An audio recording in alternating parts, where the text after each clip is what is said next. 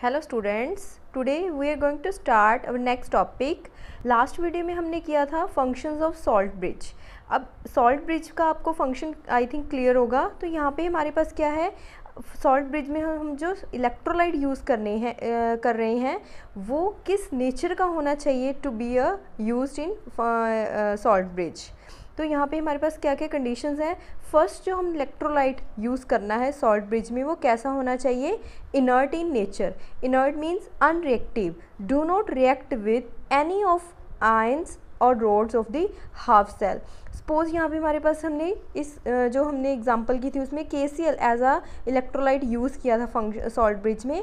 वो हमारे पास जो KCl यूज़ किया था, आपको ये पता है हमारे पास सॉल्ट ब्रिज का मेन फंक्शन था इलेक्ट्रिकल न्यूट्रलिटी को मेंटेन करना। ठीक है, ये जो हमारे पास क्लोरीन है तो जिंक सल्फेट सोल्यूशन में हमारे पास ये जिंक रॉड की तरफ जो ये वाला क्लोरीन आयन मूव करता है, और जो हमारी दूसरा कंटेनर था जिसमें हमारे पास कॉपर रॉड डिप थी कॉपर सल्फेट सोल्यूशन में, वहाँ पे हमारा पोटाशियम के पॉजिटिव आयन मूव कर रहा था, क्योंकि उनके जो हमारे पास सोल्यूशन का इम्बैलेंस हो रहा था, सोल्यूशंस में जो लिक्विड लिक्विड जंक्शन पोटेंशियल बन रहा था उसको मिनिमाइज़ करने के लिए हमने ये इलेक्ट्रोलाइट यूज़ किया था। तो वहाँ पर हमारे पास सोल्यूशन में किसकी कंसनट्रेशन बढ़ गई थी, जिंक 2 पॉजिटिव की, जिसकी वजह से ऑल ओवर हमारा सोल्यूशन क्या हो गया था, पॉजिटिवली चार्ज। तो उसको बैलेंस करने के लिए हमारे पास क्या जाएगा, उसके पास इलेक्ट्रोलाइट से नेगेटिव चार्ज। तो ये जो हमारे पास इसके साथ जो कंबाइन होके जो सॉल्ट बन रहा है वो बहुत ही मतलब क्या है, हाईली सॉल्युबल इन वाटर है, तो एकदम वापस वो ब्रेक हो जाएगा। ठीक है, अगर सपोज कर लो हमारे पास जिंक की जगह वहाँ पे सिल्वर का इलेक्ट्रोड होता तो हम पोटाशियम क्लोराइड को as a electrolyte salt bridge में यूज़ नहीं कर सकते थे, क्योंकि वो AgCl आपस में मिलके क्या बनाते हैं, प्रेसिपिटेट। अगर वो प्रेसिपिटेट हो जाए तो हमारे सेल की फंक्शनिंग रुक जाएगी। इसलिए हमें उस टाइप का इलेक्ट्रोड में इस टाइप का इलेक्ट्रोड सॉल्ट ब्रिज में यूज़ करना है इलेक्ट्रोलाइट, जो हमारे पास जो सोल्यूशंस हैं उनके जो आयंस हैं उनके साथ रिएक्ट ना करे। ठीक है, दैट कंडीशन पे वो रिएक्ट ना करे, means do not form precipitate for या इनसॉल्युबल प्रोडक्ट, अदरवाइज हमारी रिएक्शन रुक जाएगी। सेकेंड जो प्रॉपर्टी हमारे पास जो इलेक्ट्रोलाइट की होनी चाहिए, उनकी आयनिक मोबिलिटी क्या होनी चाहिए, इक्वल होनी चाहिए। सपोज कर लो हमने यहाँ पे सॉल्ट ब्रिज यूज़ किया था। ठीक है, तो ये हम रफली आपको बता देते हैं। यहाँ पे हमारे पास क्या था, जिंक सल्फेट सोल्यूशन था, यहाँ पे कॉपर सल्फेट, यहाँ पे जिंक की रोड थी और यहाँ पे कॉपर सल्फेट की। तो यहाँ पे हमारा Cl नेगेटिव इधर मूव कर रहा था और के पोटाशियम इधर मूव करना शुरू हो गया था। ठीक है, अगर ये दोनों आयंस की मोबिलिटी मतलब इक्वल मूवमेंट ना होगी, क्लोरीन यहाँ पे पहुँच गया और पोटाशियम यहीं पे रुक गया, तो भी ये हमारा बैलेंस है वो इरेगुलर हो जाएगा। तो दोनों आयंस की जो मोबिलिटी है वो इक्वल होनी चाहिए, ताकि both half cells are neutralize simultaneously. तो फर्स्ट प्रॉपर्टी थी इनर्ट इन नेचर होनी चाहिए वो गिवन कंडीशंस पर, और सेकंड इज उनकी मोबिलिटी मूवमेंट क्या होनी चाहिए थी, इक्वल होनी चाहिए थी और अच्छी भी होनी चाहिए दोनों की। ठीक है, नेक्स्ट है हमारे पास representation of a cell. Cell को हम उसकी रिएक्शन को और कहाँ पे ऑक्सीडेशन रिडक्शन हो रहा है उसको रिप्रेजेंट करने के लिए हमारे पास कुछ नोटेशंस होती हैं। ठीक है, तो यहाँ पे हमारे पास लेफ़्ट साइड हम क्या रिप्रेजेंट करेंगे, हमारे पास जो लेफ़्ट साइड हमारे सेल में हमने बनाया था जहाँ पे हो रही थी ऑक्सीडेशन, जो हमने लिया था zinc sulphate, zinc rod dip की थी जिंक सल्फेट सोल्यूशन में, और राइट साइड हमने किया था copper in copper sulphate solution में। तो यहाँ पे हमारे पास मेटल, यहाँ पे क्या हुई थी, उसकी ऑक्सीडेशन हुई थी, यहाँ पे क्या उसकी हुई थी, रिडक्शन हुई थी। तो यहाँ पे मेटल जो सॉलिड फॉर्म पे थी तो उसकी क्या हुई थी, यहाँ पे ऑक्सीडेशन, मींस ऑक्सीडेशन होना, कुछ ना कुछ उसने इलेक्ट्रॉन्स को लॉस किया है तो उसके ऊपर कुछ ना कुछ चार्ज आएगा। ठीक है, पॉजिटिवली चार्ज आएगा क्योंकि मेटल ने इलेक्ट्रॉन्स लॉस किए हैं। वो सॉलिड रोड थी जो सोल्यूशन में जा रही है बाय लूजिंग द इलेक्ट्रॉन्स, तो हम इसको ऐसे रिप्रेजेंट करें। तो इसमें सिंगल हम यहाँ पे लाइन से इसको रिप्रेजेंट करेंगे। ठीक है, सॉलिड टू यहाँ पे ऑक्सीडेशन को, हाफ सेल को ऐसे रिप्रेजेंट करेंगे। ठीक है, और सेकंड हाफ सेल क्या हो रहा था, यहाँ पे रिडक्शन, जो हमारे पास एक्वा सोल्यूशन था उसमें जो जिंक पॉजिटिव आयंस थे वो रॉड की तरफ अट्रैक्ट हो रहे थे और वहाँ से इलेक्ट्रॉन लेके वो किस में कन्वर्ट हो रहे थे, सॉलिड फॉर्म में। ठीक है, रॉड में कन्वर्ट हो रहे थे एक्वस टू सॉलिड फॉर्म। तो यहाँ पे क्या हो रही है, उसकी reduction. Reduction means reduction in charge, तो यहाँ पे इसके पास चार्ज था तो उसने इलेक्ट्रॉन्स गेन किए तो वो चार्ज क्या हो गया, रिड्यूस हो गया। दैट मीन्स यहाँ पे क्या हो रही है, रिडक्शन हाफ सेल्स। तो इसको हम ऐसे रिप्रेजेंट करेंगे और ये डबल जो लाइन यहाँ पे रिप्रेजेंट करती हैं सॉल्ट ब्रिज को। तो यहाँ पे ये हमारी कंप्लीट रिप्रेजेंटेशन है सेल रिएक्शन की, ठीक है। यहाँ पे हमने क्या सेल में हमारे पास होता क्या है, एक जो हमारे पास सब्सटेंस है उसकी ऑक्सीडेशन होती है, दूसरे की रिडक्शन, दोनों को कंप्लीट कर रहे हैं विद बैलेंसिंग न्यूट्रलाइज करके सॉल्ट ब्रिज। तो यहाँ पे इसको एज अ कंप्लीट हम इसकी रिडॉक्स रिएक्शन रिप्रेजेंट करते हैं। क्लियर। तो ये हमारे पास क्या है, ऑक्सीडेशन हाफ सेल, ये रिडक्शन हाफ सेल, ये सॉल्ट ब्रिज, डबल लाइन से इसको शो करते हैं। तो जो हमने एग्जांपल दी थी उसका हम कैसे रिप्रेजेंट करेंगे, जिंक सॉलिड था और उसने क्या किया था, इलेक्ट्रॉन्स को लूज़ किया था। कितने इलेक्ट्रॉन लूज़ किए थे, 2 पॉजिटिव। तो यहाँ पे सॉलिड टू एक्वस, यहाँ पे कॉपर 2 पॉजिटिव था और सॉलिड फॉर्म में कन्वर्ट हो रहा है। तो यहाँ पे ऑक्सीडेशन हाफ सेल, यहाँ पे रिडक्शन हाफ सेल, या आप ये कह सकते हो एनोड हाफ सेल रिएक्शन और यहाँ पे कैथोड हाफ सेल रिएक्शन। तो टोटल हमारे पास जो सेल रिएक्शन होती है वो हमारे पास जो ऑल ओवर सेल रिएक्शन है वो देखते हैं कैसे बनती है। फर्स्ट हम क्या लिखेंगे, यहाँ पे हमारे पास जो लेफ्ट साइड हमारे पास क्या होती है, ऑक्सीडेशन। पहले हम उसकी केमिकल रिएक्शन लिखेंगे। जिंक सॉलिड फॉर्म पे था, उसने ऑक्सीडेशन की, 2 इलेक्ट्रॉन लॉस किए, तो 2 हम यहाँ पे इसको अलग से शो करेंगे। और वही इलेक्ट्रॉन किसने गेन किए, हमारे पास कॉपर 2 पॉजिटिव ने एक्वस फॉर्म से निकल के वो सॉलिड फॉर्म में गया, तो वही 2 इलेक्ट्रॉन इसने गेन किए, इसीलिए इसको हमने लेफ्ट साइड लिखा and gives us copper solid. तो this is the oxidation half cell reaction, this is the reduction half cell reaction. तो ऑल ओवर हम अगर हमारे पास जो कंप्लीट सेल की रिएक्शन है वो तो हमें पता ही एक ही केमिकल रिएक्शन होती है, तो हम इन दोनों की क्या करेंगे, एडिशन। तो यहाँ पे ये ऑपोजिट डायरेक्शन में, तो ये क्या हो जाएंगी, कैंसिल आउट हो जाएंगी, 2 इलेक्ट्रॉन बैलेंसिंग हो जाएगी। तो यहाँ पे हमारे पास कंप्लीट सेल रिएक्शन कैसे रिप्रेजेंट करते हैं, जेड सॉलिड, ठीक है, लेफ्ट साइड वाले को लेफ्ट साइड लिखेंगे और यहाँ पे राइट साइड वालों को राइट साइड लिखेंगे। Zinc solid plus copper 2 positive aqueous form gives us Zn2 positive plus copper. यही 2 इलेक्ट्रॉन कहाँ शिफ्ट हो गए हमारे पास, जिंक 2 पॉजिटिव, ये वाले 2 इलेक्ट्रॉन जो इसने लॉस किए वही यहाँ पे इसने क्या कर लिए, गेन कर लिए। तो यहाँ पे हमारी ये कंप्लीट रिएक्शन रिप्रेजेंट होती है। ये तो थी हमने जो लास्ट वीडियो में इसकी डायग्राम एक्सप्लेन की थी। अगर कोई और सेल की रिएक्शन हम शो करना चाहें तो क्या होगा, हमने यहाँ पे क्या लिया, कैथोड एज अ जो हमारे पास, तो यहाँ पे हमारे पास जो एनोड साइड हमने यूज़ किया है दैट इज़ निकल और कैथोड वाली साइड यूज़ किया है हमने सिल्वर। तो निकल की यहाँ पे क्या होगी, ऑक्सीडेशन, दैट मीन्स निकल की आपको पता है ऑक्सीडेशन स्टेट होती है +2, तो 2 इलेक्ट्रॉन इसने लॉस किए, तो यहाँ पे 2 इलेक्ट्रॉन्स क्या हो गए, लॉस किए, तो ऑक्सीडेशन हुई। और सिल्वर की आपको पता है वो यूनी पॉजिटिव होता है, ठीक है, तो 1 इलेक्ट्रॉन गेन करने की टेंडेंसी रखता है। तो यहाँ पे हम क्या करेंगे, उसको बैलेंस करने के लिए इलेक्ट्रॉन्स को बैलेंस करना बहुत ज़रूरी है यहाँ पे, क्योंकि तभी हम कंप्लीट रिएक्शन को शो कर सकते हैं।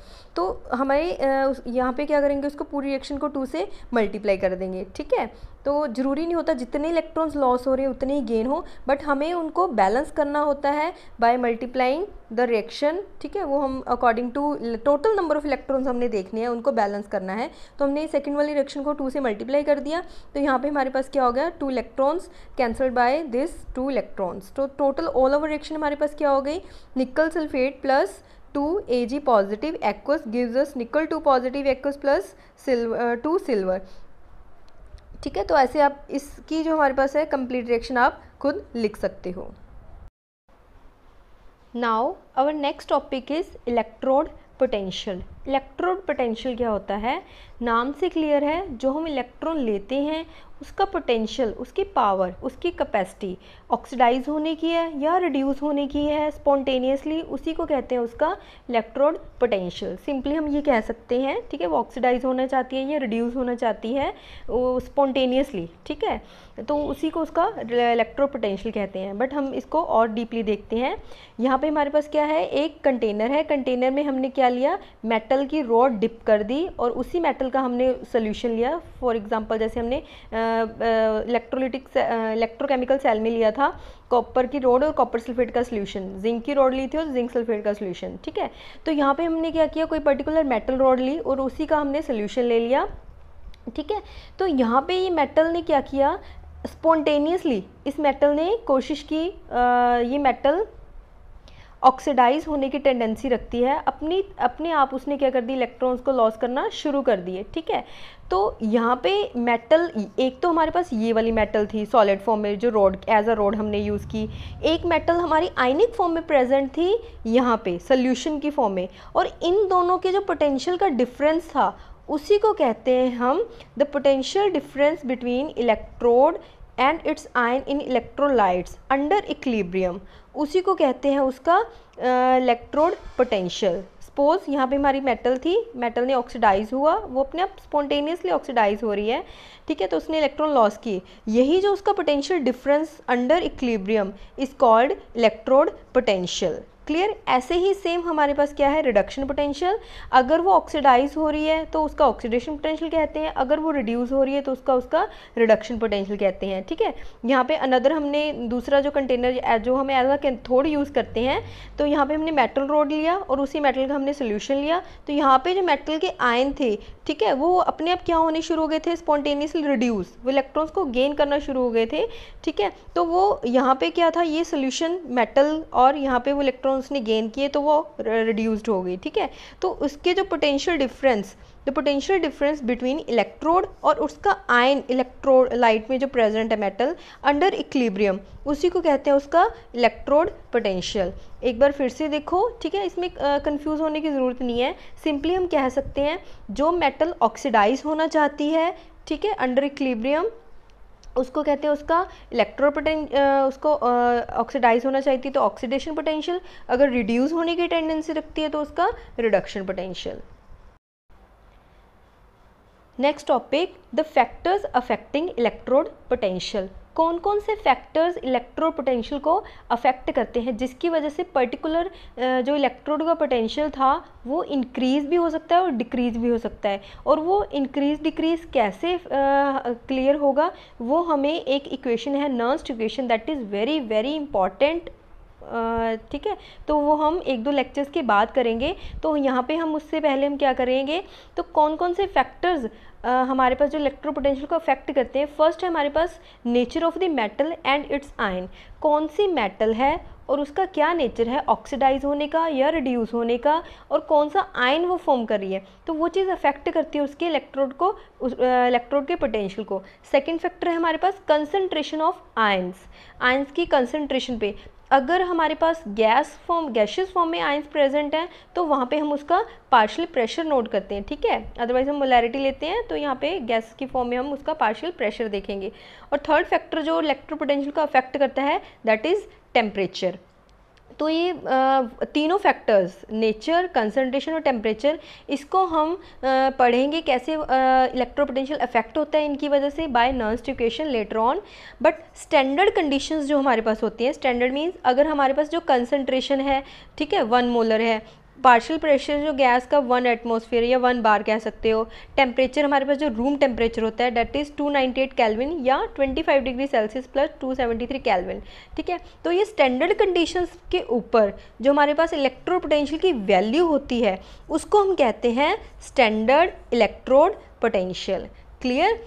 अदरवाइज़ अगर ये कंडीशंस चेंज होती हैं तो हमारा जो इलेक्ट्रो पोटेंशियल क्या आएगा वो हम नर्न्स इक्वेशन के थ्रू पढ़ेंगे। बट जो हमारे पास स्टैंडर्ड कंडीशंस हैं, फिक्स्ड कंडीशंस हैं, उनके ऊपर जो स्टैंडर्ड पोटेंशियल की वैल्यू है, ठीक है, हर एक मेटल इलेक्ट्रोड की, तो उसको हम कहते हैं स्टैंडर्ड इलेक्ट्रोड पोटेंशियल। सपोज हमारे पास सिंपल जो हमारे पास इलेक्ट्रो पोटेंशियल होगा उसको हम रिप्रेजेंट करते हैं कैपिटल ई से। अगर स्टैंडर्ड इलेक्ट्रो पोटेंशियल हमें गिवन है SEP, that is represented by E naught. E naught sign is represented the standard values भी, ये उसका जो इलेक्ट्रो पोटेंशियल होगा स्टैंडर्ड कंडीशंस के ऊपर। क्लियर।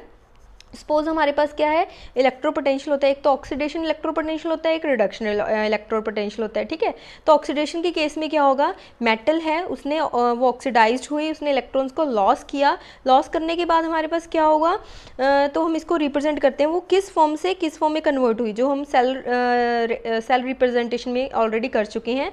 तो यहाँ पे जो ई रिप्रेजेंट कर रहा है इलेक्ट्रो पोटेंशियल को, किसका, ऑक्सीडेशन का, क्योंकि यहाँ पे ऑक्सीडाइज हो रहा है ये। ठीक है, that is oxidation potential at any condition, of temperature, pressure और कंसंट्रेशन। बट अगर यहाँ पे ये स्टैंडर्ड वैल्यू पे हमारे पास इस ऑक्सीडेशन पोटेंशियल गिवन है तो हम उसको रिप्रेजेंट करेंगे विद E0, मेटल और उसकी ionic form. SOP, standard oxidation potential. ऐसे ही हमारे पास रिडक्शन है तो यहाँ पे हमारे पास क्या है, अगर कोई ये जो हमारे पास आयनिक फॉर्म है वो क्या हो रही है, रिड्यूस्ड हो रही है, इलेक्ट्रॉन्स उसने गेन किए हैं, तो यहाँ पे क्या होगा, ये पॉजिटिव टू इसका चार्ज रिड्यूस हो रहा है, ठीक है। तो यहाँ पे ये उसका क्या होगा, रिडक्शन पोटेंशियल। अगर यही यहाँ पे हमारे पास स्टैंडर्ड कंडीशन में रिडक्शन पोटेंशियल गिवन है तो इसको हम रिप्रेजेंट करेंगे विद E0, ठीक है। तो ये हमारा पास हो गया स्टैंडर्ड रिडक्शन पोटेंशियल।